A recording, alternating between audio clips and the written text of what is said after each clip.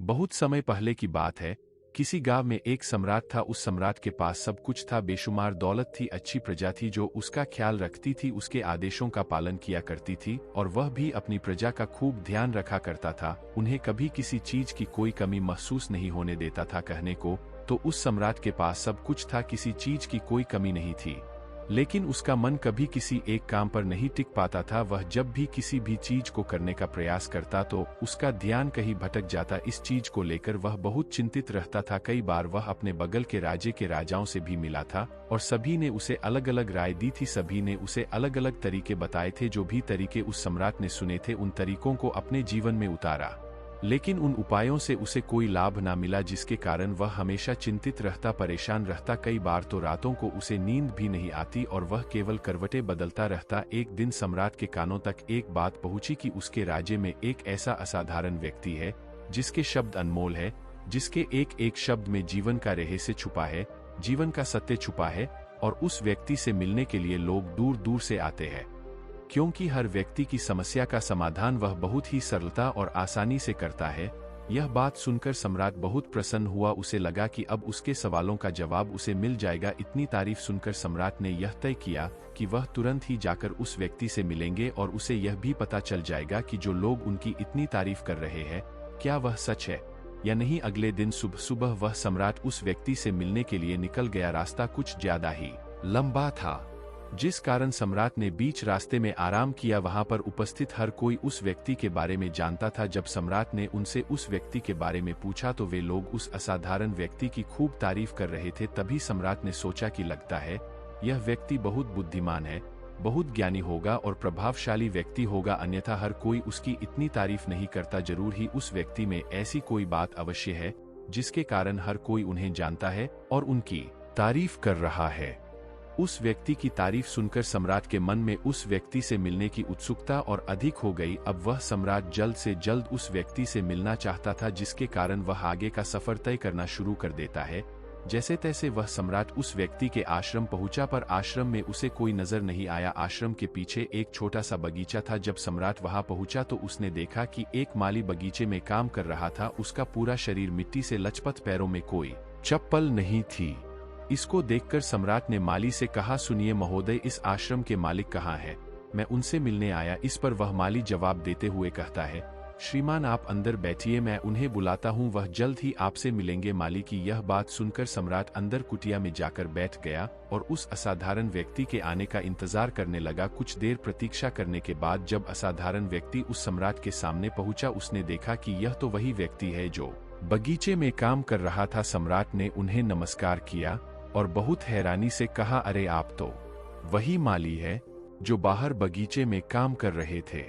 लेकिन अब की बार तो माली एक बौद्ध भिक्षु के रूप में आया था। तभी बौद्ध भिक्षु सम्राट से कहते हैं, सम्राट मेरा मजाक माफ कीजिए, मैं बगीचे में छोटा सा काम कर रहा था, यही यहाँ का माली हूँ और मैं ही वह असाधारण व्यक्ति हूँ जिसे आप यहाँ इतनी दूर मिलने आए। कृपया करके अपने आने का कारण बताए। इस पर सम्राट उन बौद्ध भिक्षु से कहता है, महाराज मैंने सुना है कि आप जैसा व्यक्ति इस पूरे राज्य में नहीं है। मैंने आपकी तारीफ सुनी है, मैंने आपके बारे में कई सारी अच्छी बातें सुनी है। मैंने यह भी सुना है कि आपके पास जो भी अपनी समस्या लेकर आता है उसकी समस्या का समाधान आप अवश्य करते हैं। इसी कारणवश मैं आज आपसे यहाँ पर मिलने आया हूँ और मैं आपसे उपदेश सुनना चाहता हूँ। लेकिन मेरे मन में एक शंका है।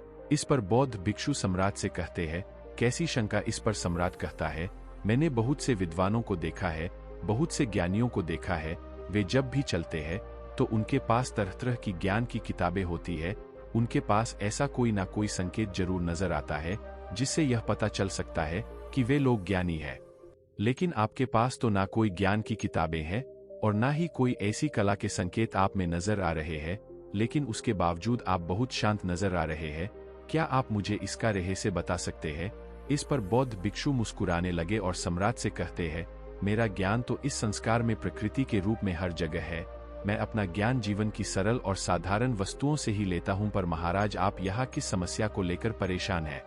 कृपया आप मुझे आपके यहाँ आने का कारण समझाएं। इस पर सम्राट कहते हैं, गुरुवर मेरे यहाँ आने का कारण यह है कि मैं किसी भी काम को लेकर लंबे समय तक उसी कार्य पर अपना ध्यान नहीं लगा पाता।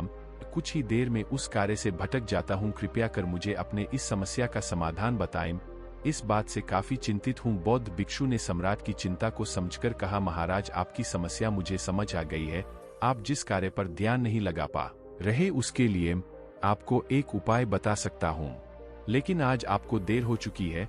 आप मुझे कल सुबह मिलिए, कल सुबह का समय ठीक रहेगा। कल सुबह जब आप मुझसे मिलेंगे तो आपके सभी सवालों का जवाब आपको दे दूंगा। यह कहकर बौद्ध भिक्षु वापस अपने बगीचे में लौट गए और वह सम्राट भी वापस अपने महल लौट गया। लेकिन सम्राट को रात भर नींद नहीं आई। वह बस यही सोच में लगा था कि आखिर बौद्ध भिक्षु मुझे क्या बताने वाले हैं। वह तो मुझे एक साधारण से माली नजर आ रहे हैं, लेकिन जिस तरह से उनका मन शांत था, जिस तरह से वह शांत नजर आ रहे थे, यह बहुत आश्चर्य करने वाली बात है। रात भर सम्राट इन्हीं ख्यालों में खोया रहा। अगले दिन सुबह सूरज निकलने से ठीक पहले सम्राट उस आश्रम पर वापस पहुंचा। वहां पर बौद्ध भिक्षु पहले से ही उपस्थित थे। जैसे ही सम्राट वहां पहुंचा, उन बौद्ध भिक्षु ने एक पानी का छोटा सा जग उस सम्राट के हाथ में थमा हुए कहते हैं, इसे लीजिए और पौधों पर धीरे धीरे पानी डालिए। और ऐसा करते करते यह आपके सामने पूरे 15 पौधे हैं। इन सभी पर आपको इसी प्रकार पानी डालते चले जाना है। लेकिन जब आप इस क्रिया को कर रहे होंगे तो उस वक्त मेरी एक बात का अवश्य ध्यान रखिएगा कि आपको इस दौरान कुछ और नहीं करना है, ना कुछ सोचना है और ना ही कहीं आपका ध्यान भटकना चाहिए।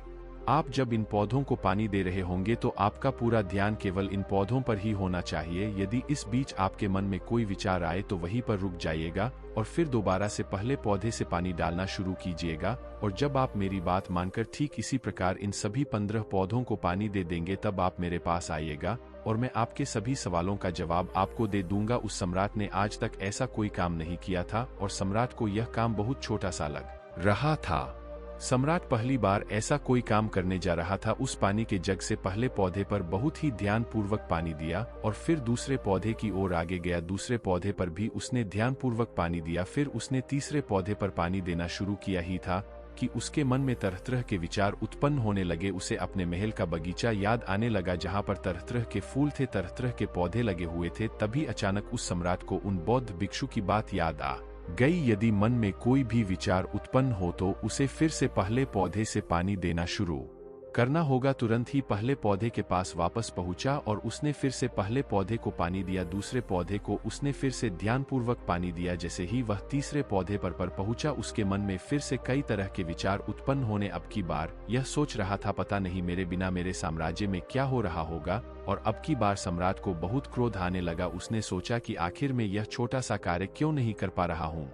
वह तुरंत ही फिर से पहले पौधे के पास पहुंचा। उसने अब की बार बहुत ध्यानपूर्वक पहले पौधे को पानी दिया, दूसरे पौधे को भी ध्यानपूर्वक पानी दिया। ऐसे करते करते अब की बार सम्राट करीबन 5 पौधों में बहुत ही ध्यान पानी दे चुका था। लेकिन अब की बार जैसे ही उसने छठे पौधे पर पानी देना शुरू किया, उस पानी को देखकर सम्राट के मन में नदी के विचार उत्पन्न होने लगे और सम्राट अब बहुत परेशान हो चुका था। जितनी बार वह पौधों को पानी देने का प्रयास करता है, हर बार वह असफल हो जाता। उसका मन उतना ही ज्यादा व्याकुल होता जाता और वह खुद पर क्रोधित हो जाता है।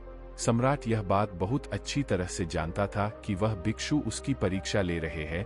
वह बहुत बुद्धिमान था, इस कारण उसने उन बौद्ध भिक्षु के सभी नियमों का पालन करना जरूरी समझा। सम्राट जितनी बार भी कोशिश करता है, हर बार वह असफल हो जाता। उसका मन उतना ही ज्यादा व्याकुल होता जाता है, हमेशा खुद को किसी न किसी विचार में उलझा हुआ पाता। ऐसे ही करते करते सुबह से शाम का वक्त हो चुका था, लेकिन अब तक वह सम्राट पूरे 15 पौधों में पानी नहीं दे पाया था। जब बौद्ध भिक्षु लौटकर शाम को वापस आश्रम लौटे तो उन्होंने देखा कि वह सम्राट थक हार कर बैठा हुआ है और तरह तरह की बातों में उलझा हुआ है।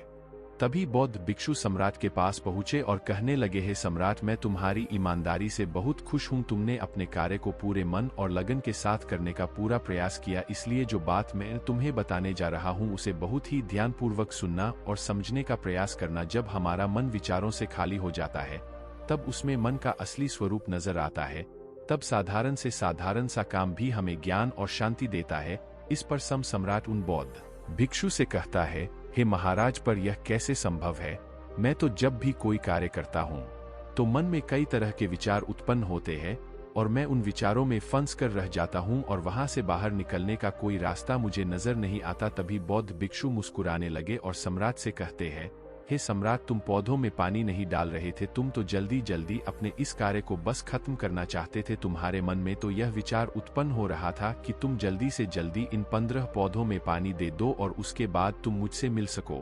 मुझसे अपने प्रश्नों का उत्तर जान सको। किसी कारणवश यह कार्य तुम्हें बोझ सा प्रतीत हो रहा था, मानो मैंने तुम्हारे कंधों पर एक बोझ रख दिया हो, और यही कारण है कि तुम अपने आप को इस पल में रोक नहीं पाई। जब हमारे सामने रखा हुआ कार्य बोझ लगता है तो हम उसे बस जैसे तैसे खत्म करना चाहते हैं, और उस काम को करते समय हम अपना पूरा ध्यान उस कार्य पर नहीं दे पाते। किंतु अगर तुम इस पल के महत्व को समझ पाते, इसके महत्व को महत्व दे पाते और केवल पौधों और पानी पर ध्यान देते, तो तुम्हें कोई भी विचार परेशान नहीं कर पाते। इस पर सम्राट कहता है, हे महाराज, मुझे आपकी यह बात समझ में आ रही है कि मैं जल्दी जल्दी इस कार्य को खत्म करके आपसे मिलना चाहता था, जिस कारण मेरा मन इस कार्य में पूरी तरह से नहीं लग सका।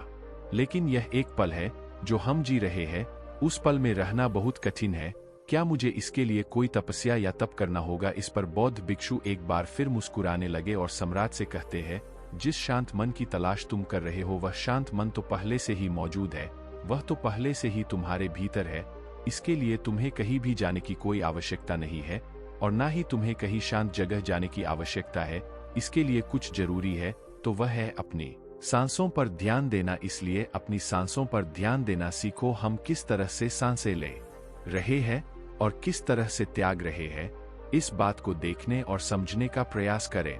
तब तुम्हें यह समझ में आ जाएगा कि तुम्हारा शांत मन तो तुम्हारी सांसों के साथ ही बना हुआ है।